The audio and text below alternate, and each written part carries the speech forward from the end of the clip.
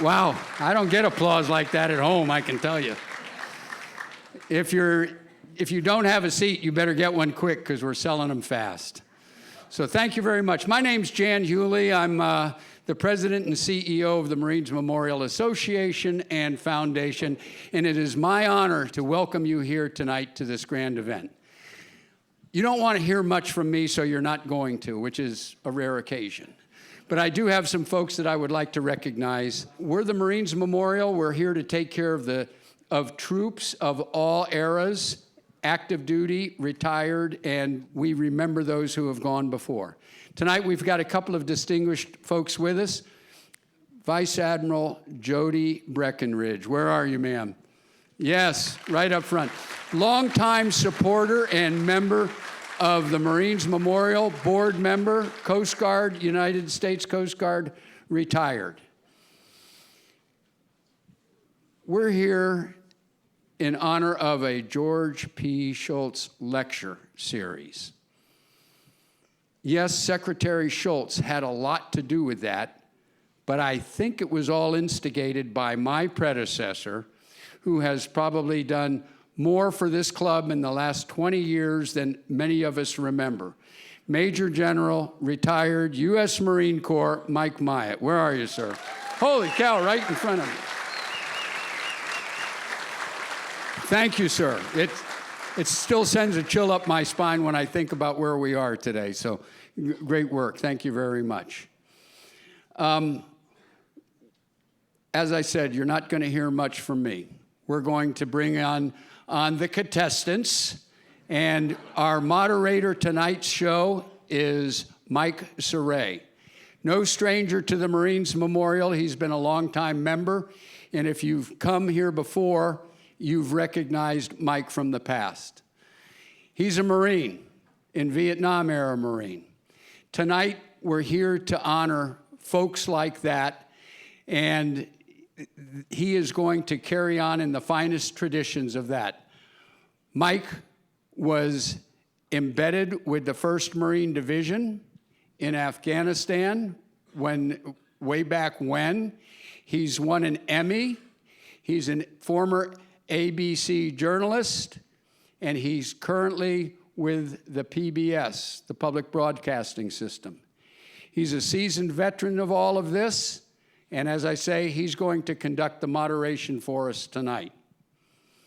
We have a special guest that is going to introduce our guest of honor tonight. Would you please welcome Secretary Marine Major George Shultz.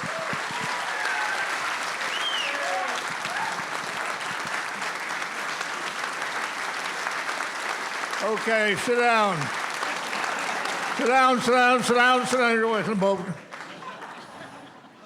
Now, when it was announced that Jim Mattis was speaking here, the place was sold out in 10 minutes. Everybody wants to hear what Jim says. Now, you think you're coming to hear a Marine. You are. He's a Marine. Semper Fi, Jim, wherever you are. But you think you're coming to hear a general. Forget it.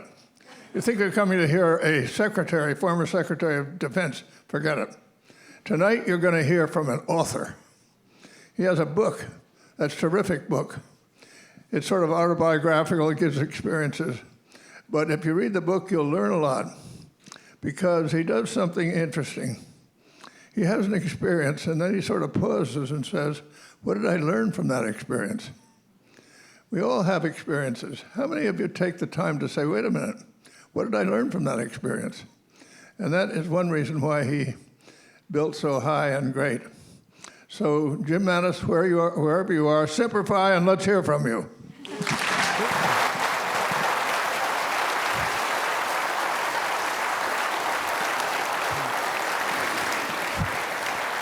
That's Jim Mattis on the right, and this is Mike Saray. Gentlemen, the floor and seats are yours. Hey, General, welcome back to San Francisco, the Marines Memorial Club, and life hopefully uninterrupted west of the Mississippi, which is something new for you. When I talked to you a couple of weeks ago, you were looking forward to the book tour, but you said you thought it might turn into the Bataan Death March. Is that the case? No, it's no problem. As long as I'm west of the Mississippi, I'm quite fine. Well, I think with everything everybody's done to try to get you to break your silence, they probably should have learned one of your lessons about interrogation, and that is how well you can do with a pack of cigarettes and some beer. But we don't need that tonight, because this is going to be a break from the book tour, because we think the audience here tonight really wants to dig into this man's extraordinary career and connect the dots on the leadership lessons he's learned and how applicable they are to almost every walk and way of life. And so with that, I'd like to jump right in there and say that you've always felt that probably the best military manual, is a history book. Where did you learn that? Where was that imparted to you? Well, I think it was a combination of places. One was I was brought up in a house with no television, so what else are you going to do when it gets dark? You can't play baseball. But also, the Marine Corps is not a kinder, gentler, kumbaya kind of outfit, you know? And they had a reading list, and each time you got promoted, you know, you'd go in the locker room and look at the new rank insignia and feel pretty proud of yourself. And then a young officer would come by and say, by the way, there's the new reading list for your rank. And the reading list is full of history, and as clearly as I can see you all there right now, numerous times, I could put into a mental model how other people had dealt with some situation similar and either successfully or unsuccessfully had done so. And so pretty soon you're living in the history and you realize, my gosh, this is a great, you know, and a dark path. This is a nice little flashlight to find your way forward. And you just learn to apply it by the actual application of the history in the battlefield. But that's interesting. That was a reading list not for senior officers or junior. The enlisted men had a reading list as well. And I looked over that list, and it was a wide variety of history books, pop culture books, and whatever, to get your Marines attuned to the culture and the society they're living in. Well, what you're trying to do is get ownership down to the youngest sailors and Marines. You want them all to own that mission. And if you look around a room and you know what the Marine Corps reading list is for sergeants, for example, and you're talking to sergeants, you can give a mental model for what they're going to do based on something you know they've read. But as you create this sense of ownership going down, if you train them right, if you show them the historic analogies to what they're going to be going through, then if you clearly articulate what you need, you can sit back, take your hands off the steering wheel, and watch them surprise you with their initiative. Now, there's no benign neglect there. You've got to have feedback loops. I don't believe in command and control. I believe in command and feedback. That's what the Marine Corps teaches you. Because the two qualities we want in young sailors and Marines is initiative and aggressiveness. That's what you reward. And so just sit back, give them the option to get going once you've prepared them. And if you clearly laid out what's going on and given them a little bit of orientation, then they're gonna really make you look good. Matter of fact, eventually you rise to high rank based on it. But as a leader, you said, thanks to my reading, I've never been caught flat-footed by any situation or been at a loss how a situation has been addressed successfully and unsuccessfully. So is that the guide star that you use as you do your strategy and planning? Absolutely. For example, one night after 9/11, I was out in Bahrain. I was called in by the fleet commander, Navy Vice Admiral. I'm a 1-star. And he'd done his homework, and he said, you know, the Army Special Forces and the CIA are going to beat them out of Mazar-i Sharif up north. They're falling back now. They're evacuating their families. They're going to fall back on Kabul. He'd done his homework, and he said, no one's held Kabul in 500 years. He said, they're going to fall back on Kandahar, their spiritual home, and we could drop a bomb on a mosque or a hospital. We're going to start getting restrictions on us. He said, can you get the Marines from the Mediterranean Fleet and the Pacific Fleet together, move against Kandahar? I said, yeah, Admiral, I can do it. And he said, okay. He said, well, go do a reconnaissance. Here's you an anti-submarine airplane, perfect for 300 miles inland over the Hindu Kush. I went in, had wonderful cameras and telescopes on it. And as clearly as I can see you, as I circled, I again found how to make high rank, fight enemy generals dumber than a bucket of rocks. And so we could see what to do.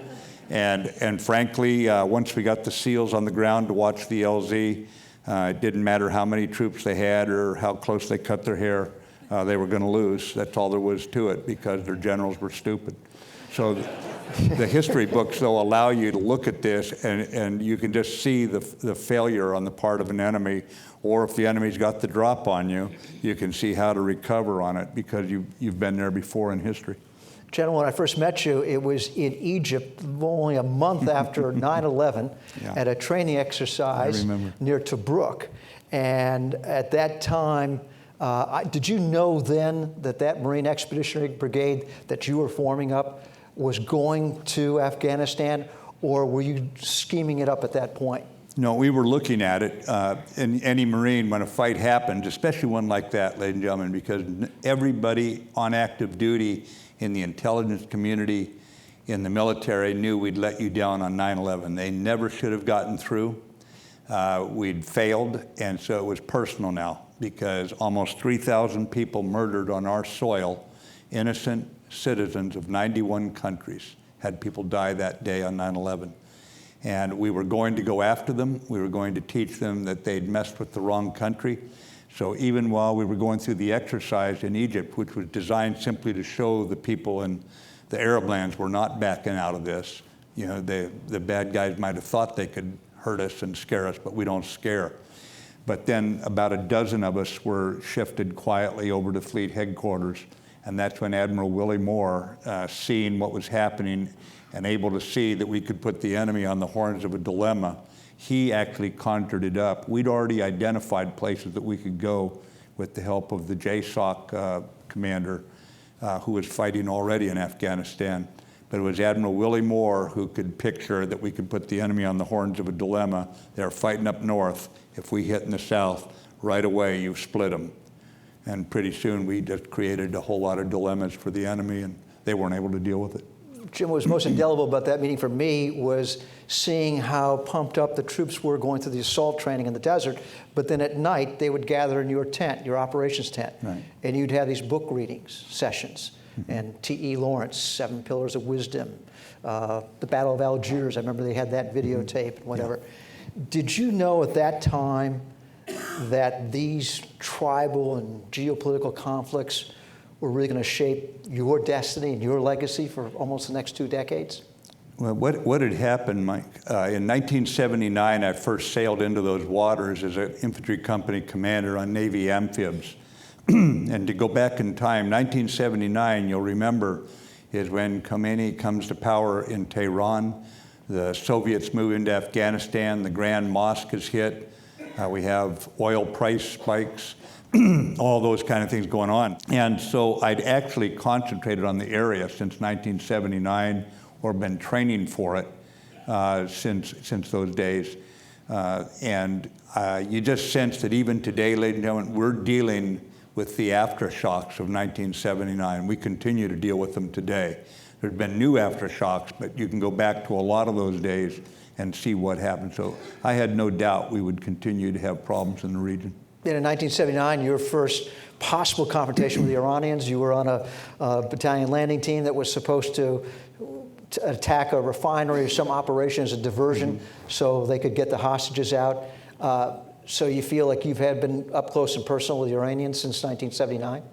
Well, I'd certainly clearly watched them since those days. It was obviously a revolutionary regime. It's not a nation state in the sense of the leadership cares about their people.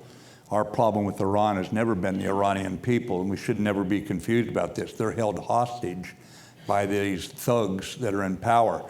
And they are a revolutionary regime, and if they ever surrender being revolutionary, they'll lose their moral standing to be the people in charge of a country that's penalized every day because of their inept leadership.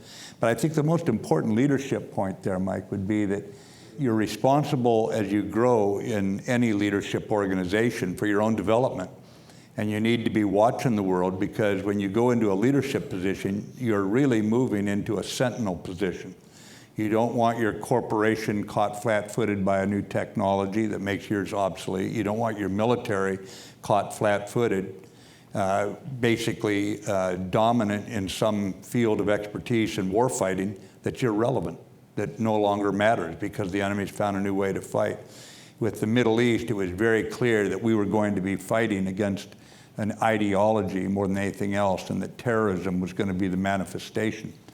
1984, Secretary Shultz, I was just in New York City on 9/11 this last week. In 1984, you gave a speech in New York City that said we are going to have to preempt terrorist attacks. We are going to lose some of our troops. We're going to lose innocent people to this. It's coming. Many did not look at it that way. 7 years later, I was fighting in a mechanized task force, not against terrorists, but that was 17 years, sir, before 9/11, and you stood right in New York and warned us it was coming, and some of us didn't see as clearly as you. That's the bottom line. That's an example of leadership. General,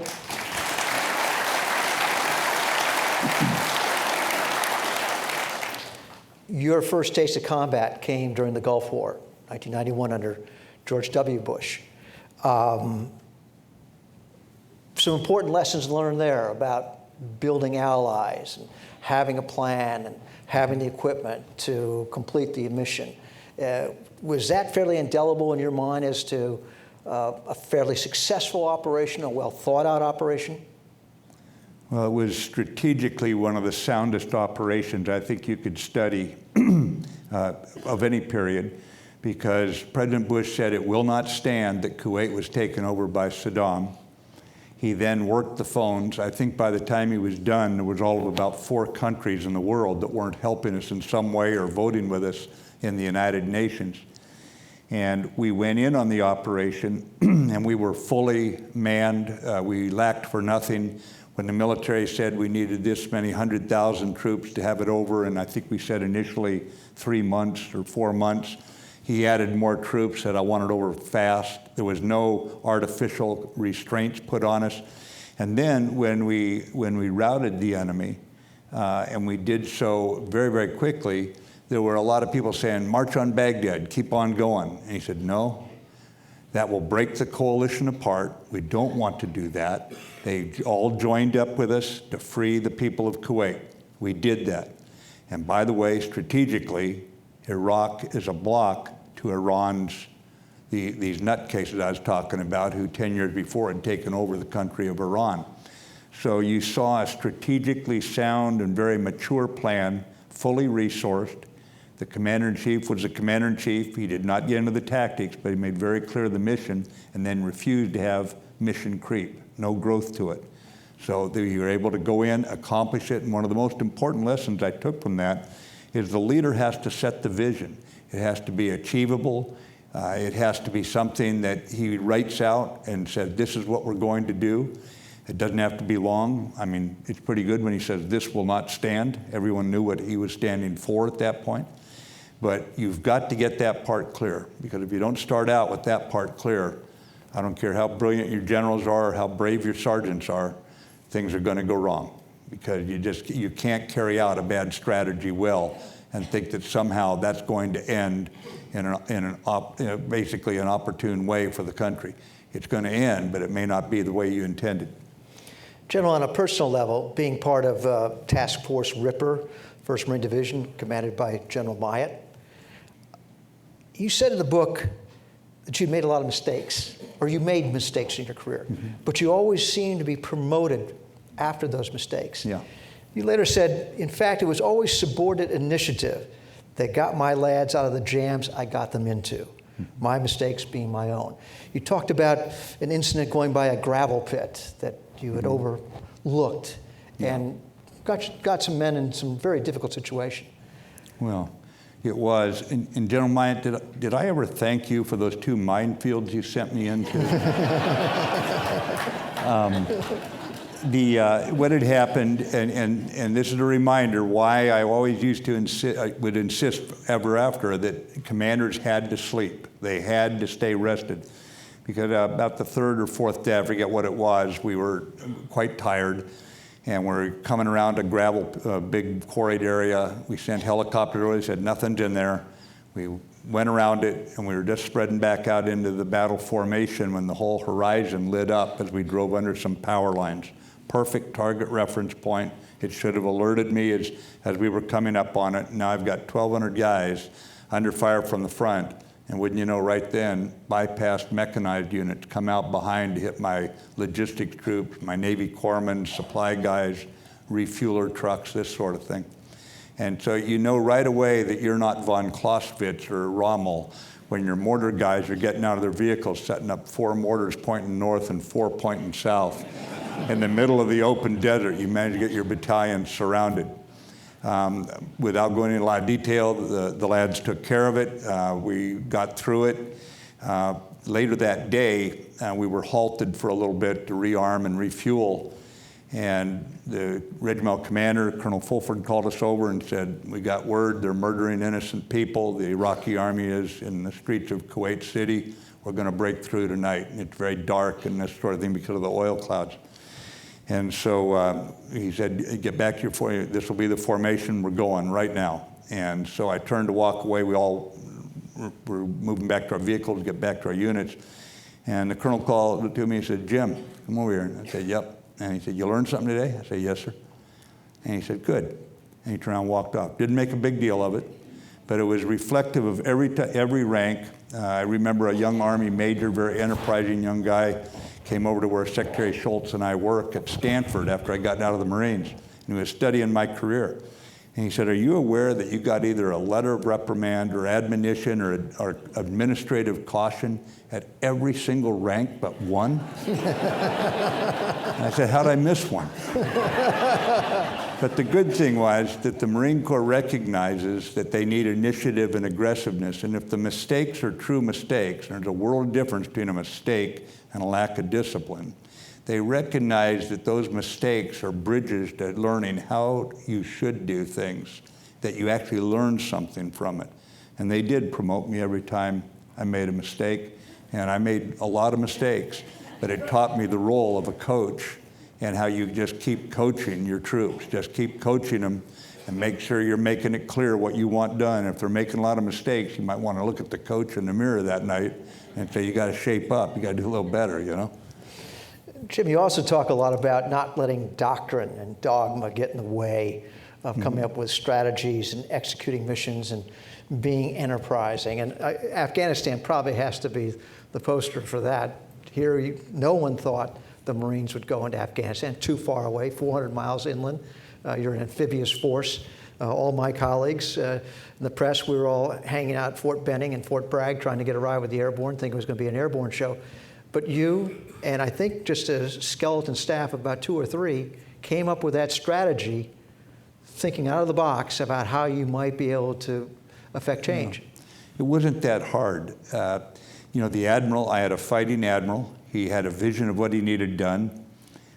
He was willing to put me in command of his ships. First time that's happened since, I think, 1812, when a Marine happened to command a ship we'd captured.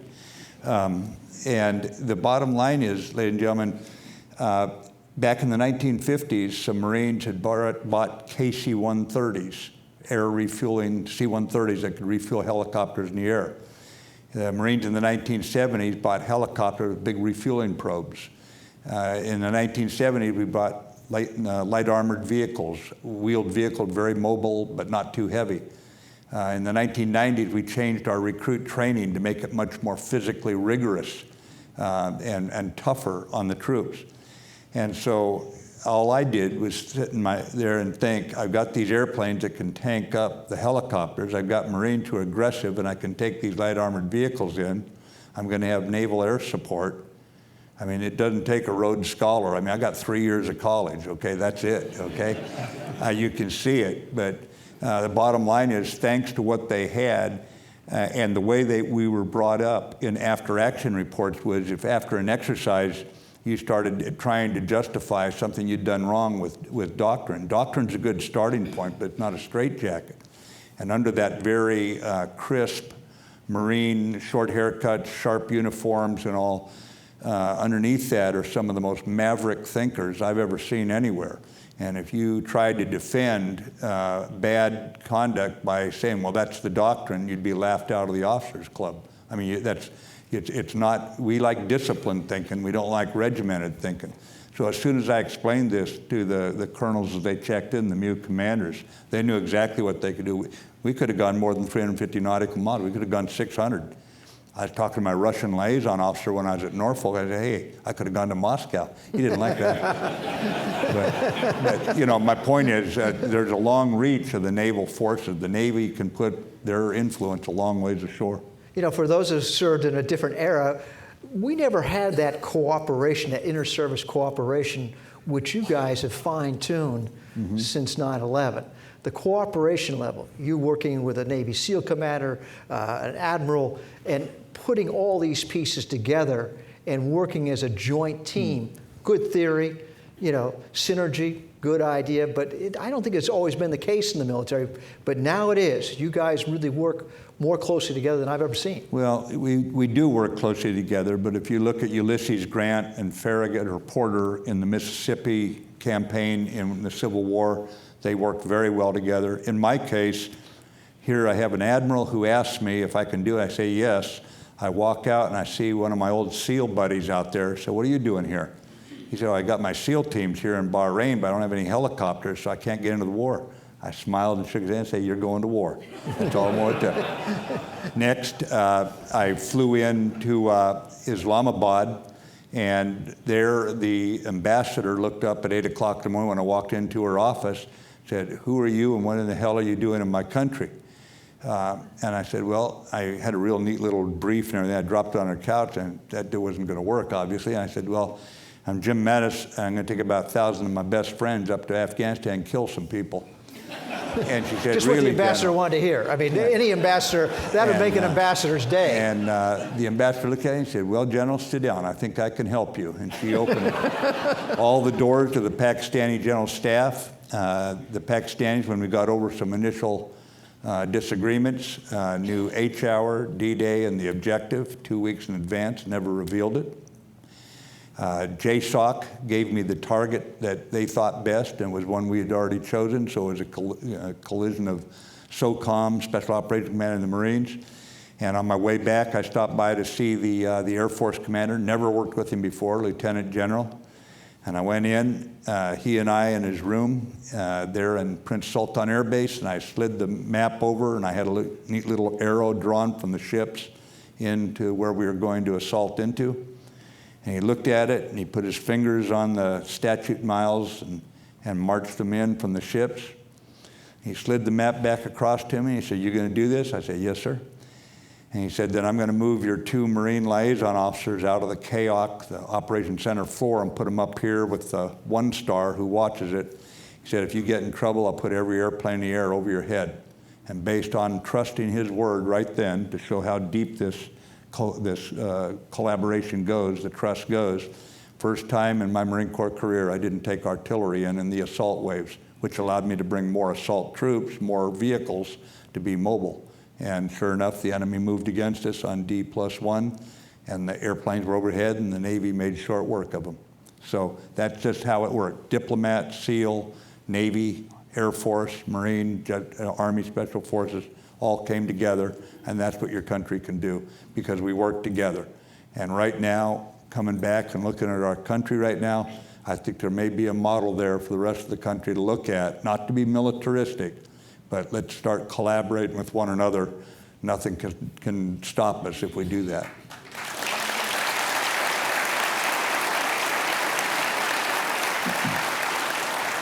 You say speed and disruption is key. After you had taken Kandahar, had started this new advance on the Taliban, you thought you could go up to Tora Bora and try to block the exit of Osama bin Laden, based on something you read in history. Right. We were in Kandahar. It had fallen without a fight. We were up against guys who have no chests. I mean, they're good at slapping women around for not wearing a veil, but frankly, I expected a much tougher fight than what we had. So we're there, and the intelligence community says, we think we know, and we had very good reason based on what the source of the information, that Osama bin Laden was in 1 of 2 valleys. And here's where I made a mistake, because I immediately By this point, I had troops alongside us who were from Canada, the United Kingdom, Norway, Germany, Jordan, Turkey, New Zealand, Australia. And they weren't under our command, but we were all working very well together. And so immediately I said, okay, get the plans ready. And the Geronimo campaign back in the 1880s, the U.S. Army had put heliograph stations with mirror stations along our border to stop the Indians or to spot them, so the cavalry knew where to move on them, because it was a very, very difficult time for the ranchers and the people down there. And so we did a visibility diagram now using computers, and we knew exactly which high ground to sit on along the border that would block those big valleys and block, so they couldn't get out. And then we would move assault troops up, and we would basically push them into the outposts, and we'd get them. What happened was I was so focused down, I forgot that I was now answering to the Army in Doha for my ashore forces, and I still commanded the ships out at sea under the Navy. But I did not spend the time basically accommodating more relationship with my Army commander. And I didn't tell him what we had in mind. And when it finally came up, the other people thought it was better to have locals do it. We knew the locals couldn't do it. They were fighting alongside us. We knew them well by this point.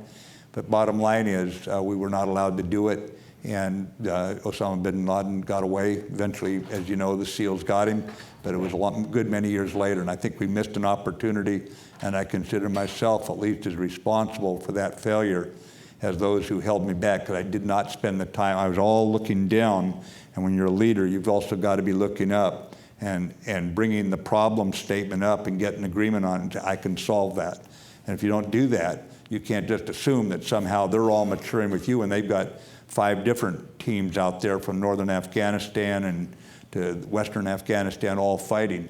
So we just had a little better situational awareness, and I probably should have done a lot better. I absolutely should have done a lot better on saying we had this opportunity. Save for catching Osama bin Laden, December 2001. Had the mission generally been accomplished in Afghanistan if it was initially to disrupt the al-Qaeda training, support, and Taliban?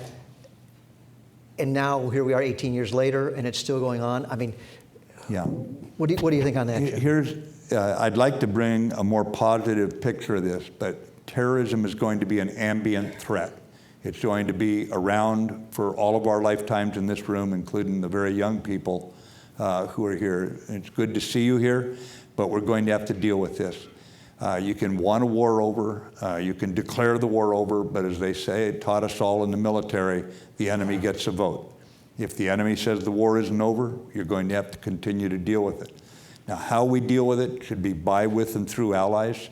I'll give you a great example. Right now, as we sit here tonight, in the Lake Sahel region, the Lake Chad region of Africa, the African nations that are fighting Boko Haram are doing so under the French leadership and support that the French are giving, and we give support to the French-led effort there.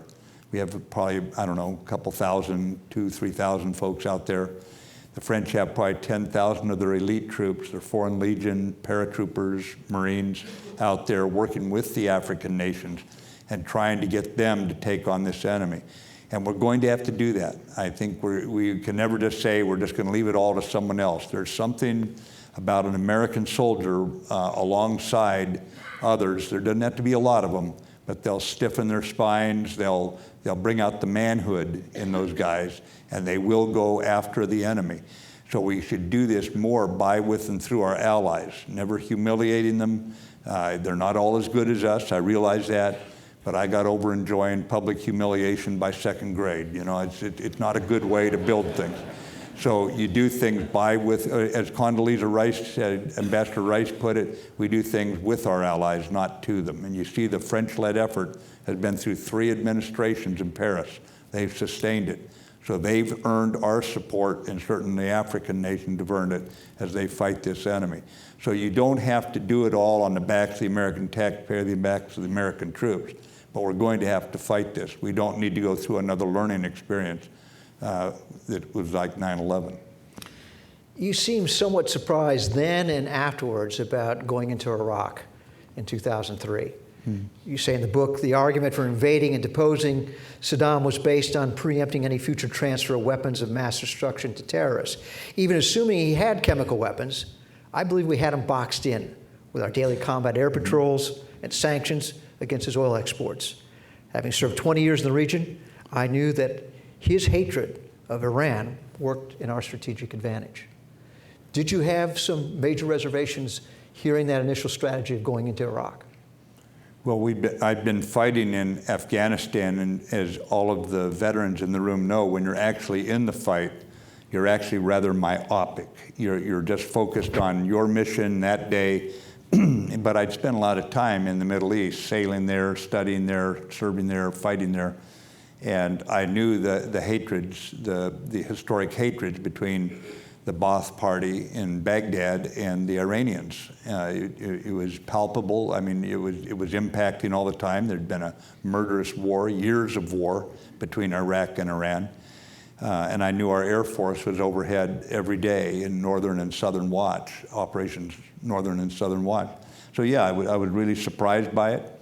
But I think too, keeping faith with the Constitution, keeping faith with civilian control of the military, I believe that there were officers above me who would bring the reasons to perhaps not do it into the discussions. So when I was brought back, I was told I was to go down and get 1st Marine Division ready to go. And so that's what I did, knowing that up above me there were military officers giving the military input that would allow what I would assume would be a good decision. And so you cannot make a moral argument for Saddam Hussein being kept in power. You may be able to make a strategic argument about it, but I would just tell you that my job went from fighting in Afghanistan to getting 23,000 sailors and Marines ready to go in 1st Marine Division. So I just kind of minded my own cabbage patch at that point. Well, you had taken on Saddam before, so you knew what his forces were like. Yeah. And you weren't that intimidated by it. You didn't think it was going to be that difficult from a military standpoint. But your reading of the area, was there something lingering in the back of your mind that invading Mesopotamia is one thing, occupying is another thing? Well, if you go back and read about Xenophon and the Anabasis, he says, there's a line in there, it's something like this, when he's talking to it's the March of the 10,000. He says, if we don't immediately take control of the surrounding countryside, or of the population, the surrounding countryside will rise up against us. So I read about what happened to the British in World War I when they lost an entire division in the exact ground that I would be attacking through. So you're forewarned at that point about what can go wrong. Fortunately, I had a lieutenant general over me when I got back who commanded the 1st Marine Expeditionary Force, the California Force. And in the war game, and all you do in a war game is you practice basically fighting and writing plans for the next day. That's what a war game does, and it checks, can you do this fluidly? Can you keep things going? And our general, in front of all these old generals who retired generals, come in and they grade you, and they're very brutal in their grading, by the way, in private. He pulls out all the planners and said, you're going to plan for what happens after the fighting. And his not so bright deputy, Brigadier General Mattis, said, well, General, can't we first plan on how we're going to win the war? He said, no, this will be the war, what happens afterwards. So we had seasoned officers who recognized the danger that we would be getting into, Mike, and we did make plans for that. They were not sufficient. There's a legitimate reason to say that on a strategic basis, we didn't have a plan. But on the tactical basis, you're not a victim. You as a leader, you take decisions and you make things happen. So you don't get cynical, you don't act like a victim. Well, there's nothing we can do about it. Yes, there is. You can do it right, you can do it well, and make sure you're planning for what you see coming, if you've studied history. My general had studied more history than I had, obviously. And that plan was predicated on speed, maneuverability, some feints. You felt you had to move very quickly, cover the ground, rather than get confronted by, bogged down by Iraqi divisions. My videographer, Mike Elwell, was here tonight with us. We were sitting there on a briefing you made, and you made the comment, you said, well, we're 1st Marine Division, we're California-based, we drive fast on the highways, we're going to go fast. Good training ground. And then the idea about being flexible in your planning. Colonel Dunford, the regimental commander, who's now the chairman of the Joint Chiefs of Staff, who was very candid with me once we were embargoed and we couldn't report any information. And he told me, the invasion's going to be on the 21st. Get your batteries ready. Get your people ready. This is it. And then on the 19th and 20th, some rockets started flying. And we were told to put on our chemical suits. Mm-hmm. Things got really tense at that point. I'm sure it was very tense for you, having to decide whether to go in early, keep to your original plan, or modify it. Mm-hmm. Well, I mean, things always happen. We used to say all the advantage to planning is the planning, it's not the plan. As soon as you have contact with the enemy, things change. So when we got the word that they were maneuvering troops down, possibly to blow off the oil wells again, like they had done before when they occupied Kuwait, we decided to switch everything around, and we sent 5th Marines in on very short notice to lead the attack, where they were supposed to be the 2nd Assault Regiment going in.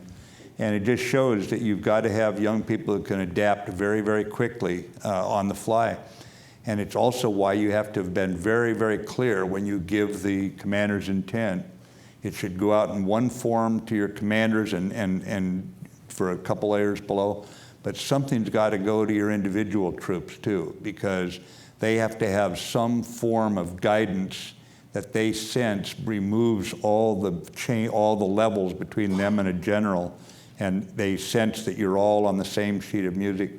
I find some of the best words for this in antiquity. I stole from the physician's oath, first do no harm. Then from an old dead Roman general, I got no better friend, no worse enemy. In other words, discriminate, be the best friend in the world to these poor people. We're going in to free them. No triumphalism. And then if you've got to take someone out, you take them out. So you make it very clear what you're going to do tactically, but you have to reach both the heads and the hearts of the young sailors and Marines so that they know what's going on and sense that they're part of something bigger, because they're going to put their lives on the line. No better friend, no worse enemy. I think everyone's familiar with the expression. It's quite famous now. What struck me was the context in which it was delivered on the night of March 19th. This letter was handed out to every Marine, in every vehicle, in every foxhole. Oh, yeah. I got this from Lieutenant Bieniek, who's here tonight, who was our executive officer. He saved the copy. You're known for your aggressiveness, and you're also known for trying to aggressively maintain the moral high ground. Mm-hmm. These kids, these men and women, full chemical suits, not sure what was going to happen the next morning. They get this note, and it says, "Our fight is not with the Iraqi people. Be the hunter, not the hunted. You're part of the world's most trusted and feared force. Keep our honor clean. Engage your brain before your weapon." Powerful lines at a powerful time. I mean, you're known for your famous quotes and very outspoken, but I don't think people always understand those famous quotes, the context which they came from. And this, I know, is indelible in the ears and minds of everyone who got it that day. Well, we owe that to when you're in a leadership position, you're there because you can't do the job yourself. That's why you're given, you're called the boss or the CEO or the commanding general. And so what you need to understand is you're not a leader until your subordinates tell you you're a leader. You're the boss, you're the commanding general, but the leader, that title is given you by your subordinates. And in this case, we knew we were going into a populated country that had been under a despot. So this battlefield was also a humanitarian field, and everyone had to understand that. And if they didn't understand it, they were going to have a very hard time looking in the mirror the rest of their life when they came home from that operation if they did something they shouldn't, that they just couldn't live with. I mean, tragedies happen in war. War is one big tragedy mounted on another tragedy. That's all it is. But you've got to do your best to give them the awareness to pass on. That's why they keep some gray-haired sergeants and colonels around, because not your first war, your second war, your third war. and you can help guide them through what is going to be, it's just going to be an experience that strips the veneer of civilization right off them. And somehow you've got to hold the center inside each one of your sailors and Marines. Eventually, as I went up, soldiers, airmen, Coast Guardsmen, and Allied troops, because if you don't do that, then you're not carrying out your real role as a leader that they have now made you, you know. And that's why I used to turn over a lot of decisions to lower ranking people. I trusted them, and as Secretary Shultz taught us, trust is the coin of the realm when you're a leader. And I think people would be surprised to learn, especially as Vietnam veterans, that all those young junior NCOs, all enlistment, all ranks, walked a huge sand table replica of what the opening gambit strategy was going to be. So every man in the unit knew where the Ramallah oil fields were, wherever the Basra airfield was. In Vietnam, we weren't really given that kind of clarity about the big picture, the big mission, which is go out and do the mission. And it seems like this generation of warfighters really rises to that. I mean, they want to take charge. And you guys gave them the reins to take charge. Well, we did, but it is built on Vietnam. It's built on Korea, World War II, all the way back to the Revolution. Because the good thing is that when you teach history to young troops, and they do soak it up, they get tested on it, believe it or not, in boot camp. And what really happens is they start to understand they'll not be asked to do anything harder than Bloody Shiloh or live any rougher than Valley Forge. And so there almost becomes a sense of I can't let down the veterans who were there before. I'll give you an example. We're getting ready to assault a city called Fallujah. I won't go into why the orders were what they were and all, but I've got 2 assault battalions to send in, so I go down to see them. It's about midnight, time for generals to get out of the way and turn it over to the infantry, the infant soldier, the young soldiers. That's how they got their name. So as I'm falling back with my half-dozen radio operators about a mile away to my vehicles, I'm walking behind an assault unit that will go in actually just before dawn to clear out the enemy between the outskirts, the city itself, and the outskirts, so the assault battalion could move into the city and begin to take it down, take the enemy down. And we were moving behind them, and the enemy made some mischief there. And so I got down and checked in with the corporal, with the Marines who were laying there along the ground, ready to go in. They were stripped down to their fighting gear, very chilly night. And he said, no problem, he'd take care of the problem there with the enemy, and they did. And the enemy fell back again. We were just probing during the night before we attacked in. And so I just lay there for a few minutes, make sure it was all quiet before I got my guys up and created more movement and all. And I heard one of the young Marines say to the corporal, do you think Fallujah is going to be real rough? And because we have ladies here, I won't put it in quite the corporal's response, but he basically said, hush and get some sleep. We took Iwo Jima, Fallujah won't be nothing. Now, he was not alive, to say the least, when Iwo Jima was taken. But in his mind, the veterans who'd gone before had set the standard. And no words, even the words I put in that letter that you just noted there, Mike, no words are as effective as the raw example of the veterans who've been there before. And that's what really gives our lads the spirit to close with the enemy.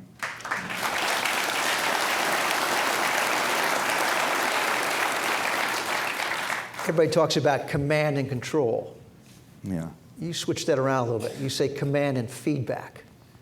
You have the intent, you give everybody the big plan, the big strategy, and then you listen.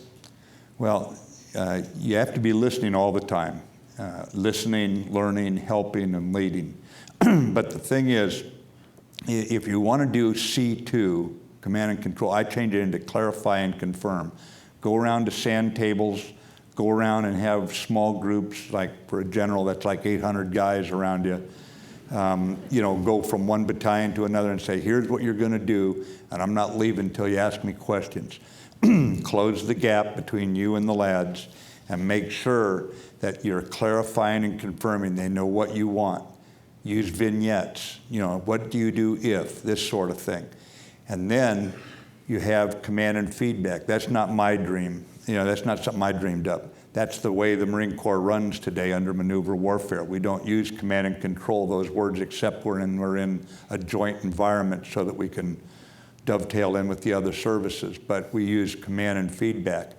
And there's any number of ways to get it, out wandering around, try to go up front. You'll always learn more there. Another way, just to have 3 questions in every one of your sailors and Marine minds. What do I know? Who needs to know? Have I told them? And if they just keep thinking like that and pumping the information back, you can free them to use their initiative and aggressiveness. And they'll do a good job if you give them the chance.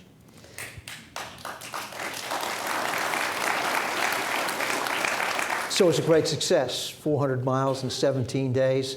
You took Baghdad. Mm-hmm. Casualties were relatively low on both sides, given you were going into very populated areas. Mm-hmm. And that was because, I assume, the speed at which it was accomplished.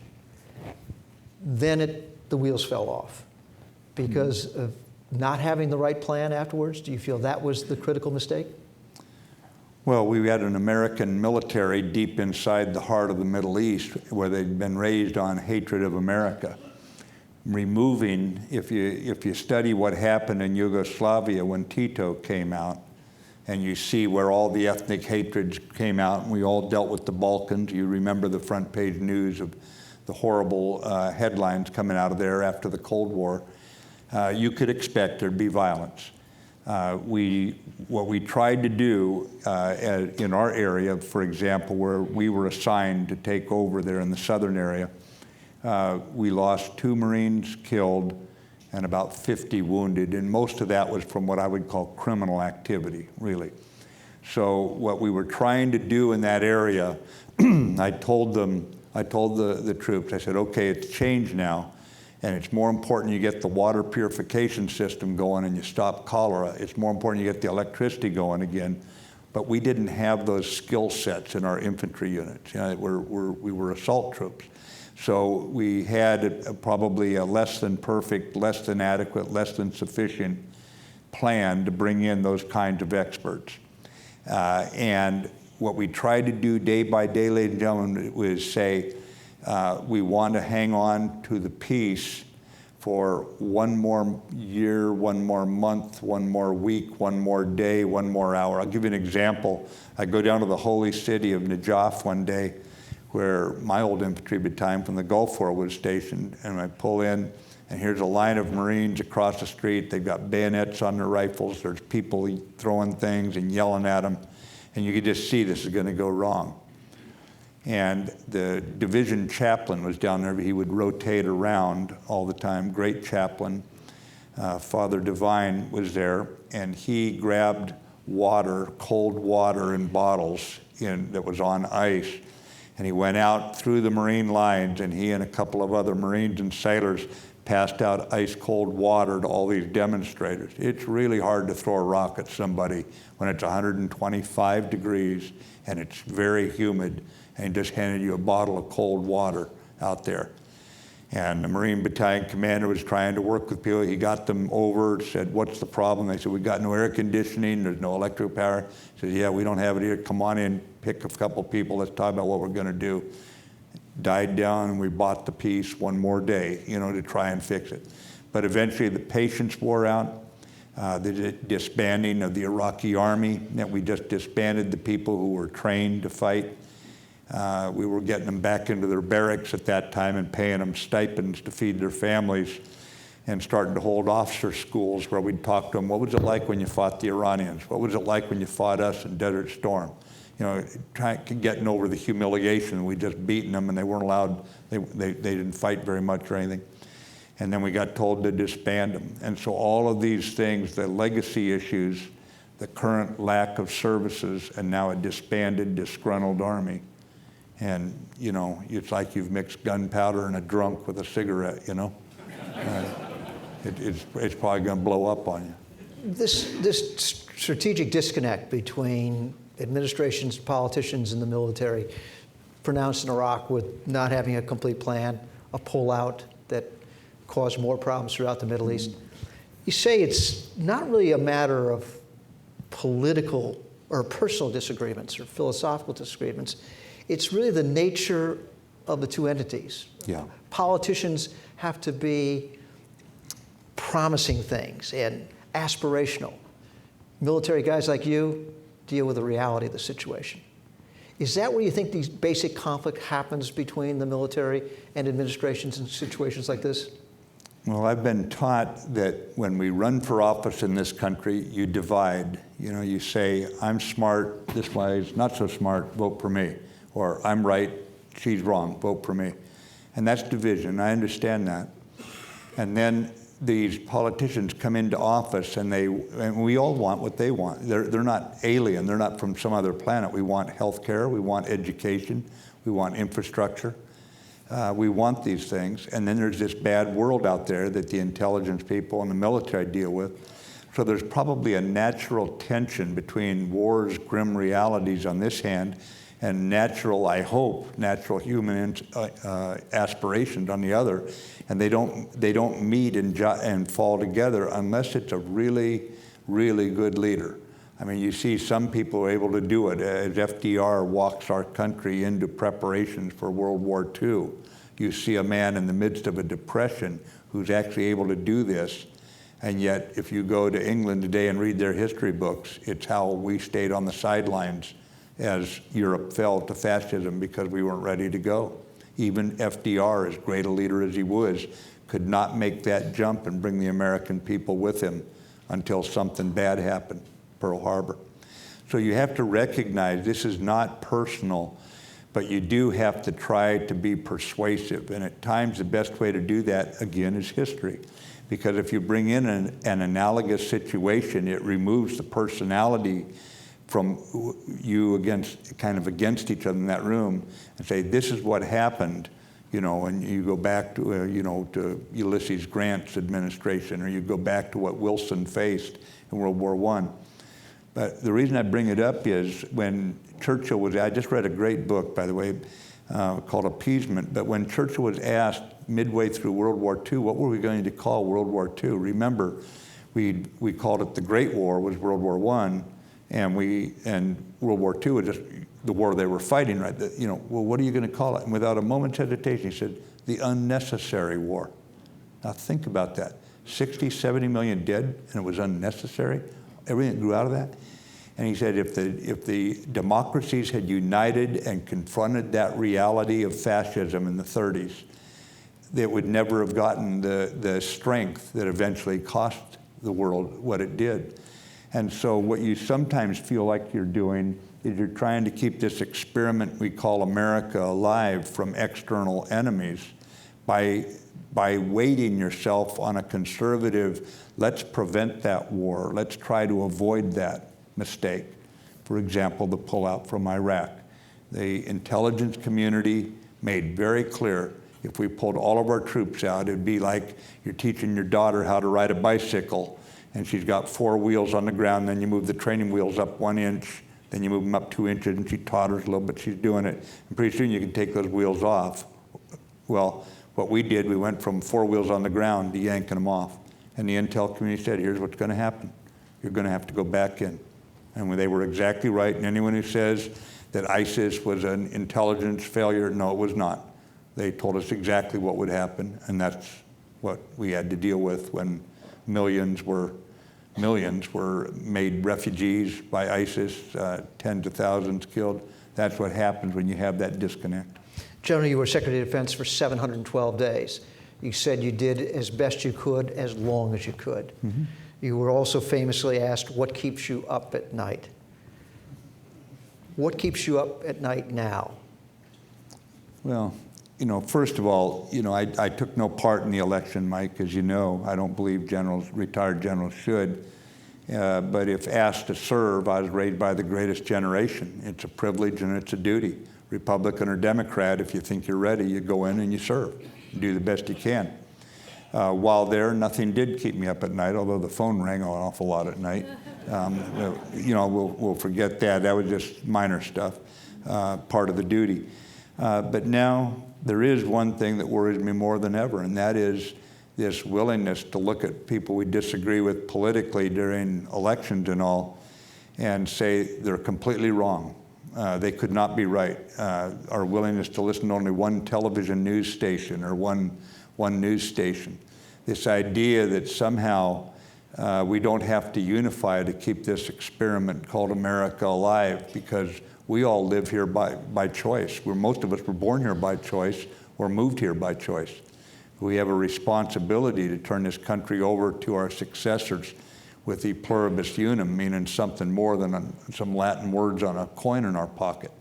And right now, I'm very concerned. You know, Abraham Lincoln at the Young Men's Lyceum, isn't that an interesting word, 1858, says that, and he knows the country's being torn apart, and he said, you know, this country could face all the combined armies of Africa and Europe and Asia, and even if they had a Bonaparte, remember Napoleon had died a few decades before this, before our Civil War. This is 1858, before the Civil War. He said they could combine and come here, even with a great military leader, and they will not cross the Blue Ridge Mountains. They will not get a drink of water out of the Ohio River, because free people won't let them get that far. We'll stop them. He said, no, if this is to die, what we have here, it'll die by suicide.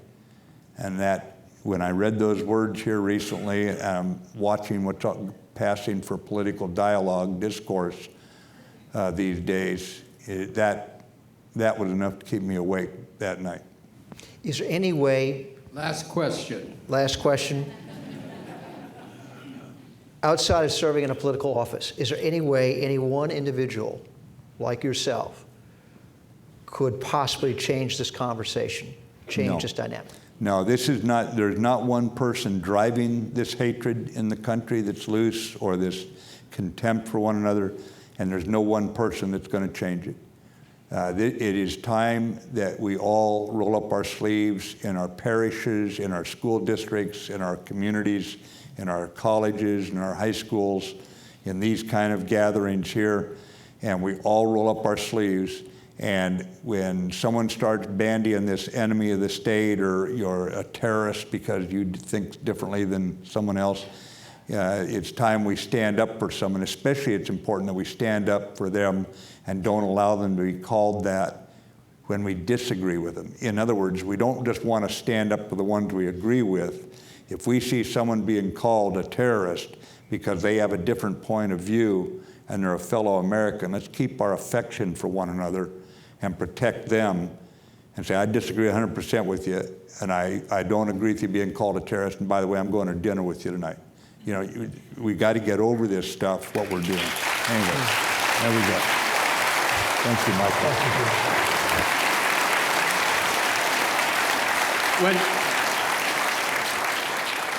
When General Mattis agreed to speak with us on this occasion, we figured, all right, we've got to put this together. General Mattis, as many of you probably know, is a longtime member of the Marines Memorial and is a former member of the board of directors of the Marines Memorial. So I thought it only fitting, I said, well, we're probably going to not have to work too hard and sell tickets, but I want at least the first few tickets to go to members before we open it up to the general public. Ticket sales went to the members, and that's all it went to. And tonight, I mean, we sold out in less than 10 days. It's a standing room only crowd tonight, and I think you see why. Mike, you did a great job. Thanks, sir.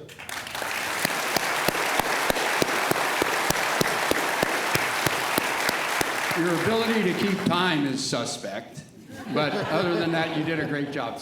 Seriously, he did well. General Mattis, a longtime friend. I couldn't have asked more from you tonight. We couldn't have asked more from you tonight. He'll be back. Thank you very much for what you've done. Thank you.